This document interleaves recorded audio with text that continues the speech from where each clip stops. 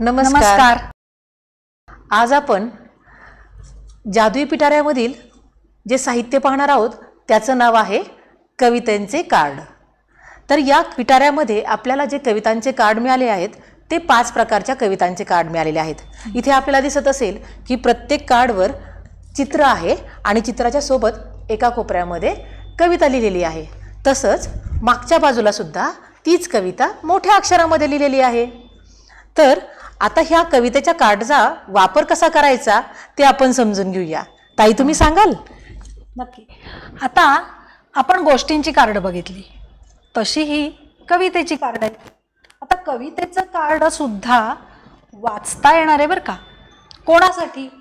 तर मुलांना हे चित्र दाखवून चित्रात काय काय दिसतंय हे विचारलं की आपण त्याच्यावरची आधारित जी कविता इथे लिहिलेली आहे ना ती प्रत्येक ओळीवरनं बोट फिरवून वाचून दाखवू शकतो।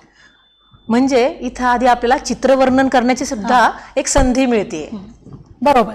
आणि नुसतं चित्रवर्णन नाही, आता बघा याच्यातही शब्द येणार आहेत। चित्राप्रमाणे इथे शब्द कुठला आहे तुम्ही मगाशी म्हणलात तसं तो आपण शोधून काढू शकतो। मुलांच्या मदतीने ते शब्द शोधू शकतो, म्हणजेच मुलांची दृक शब्द संपत्ती इथे तयार होते।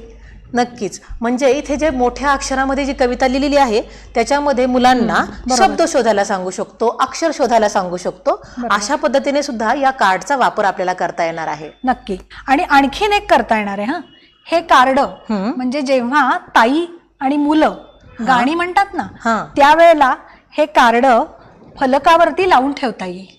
बरं। म्हणजे मुलं त्याच्याकडे बघून ओळखतील की आज आपण कोणती कविता म्हणणार आहोत, आधी पहिल्यांदा कुठली म्हणणार मग कुठली म्हणणार, त्याप्रमाणे एक एक कार्ड बदललं तरी चालेल।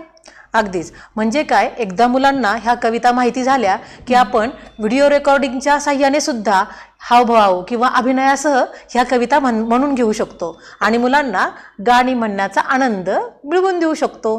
बरोबर। तर तुम्हाला देखील ह्या 5 कवितांच्या माध्यमातून आपल्याला मुलांबरोबर गाणी ही वाचून घेता येतील, कविता वाचून घेता येऊ शकतात, शब्द वाचता येतात आणि मुलांना गाण्यांचा आनंद देता येईल। थोडक्यातच मुलांच्या भाषा विकासासाठी हे जे साधन आहे ते आपल्याला खूप उपयुक्त असं ठरणार आहे। आणि याच्यात सुद्धा आपण गाण्याचं सुद्धा नाट्यीकरण करू शकतो। म्हणजे याची स्टिक पपेट्स करू शकतो, नंतर गाण्याचं नाट्यीकरण करता येतं मुखवटे लावून आणि या गाण्याचा आनंद अधिक प्रमाणात मुलांना घेता येईल। नक्कीच। ही माहिती सांगितल्याबद्दल धन्यवाद।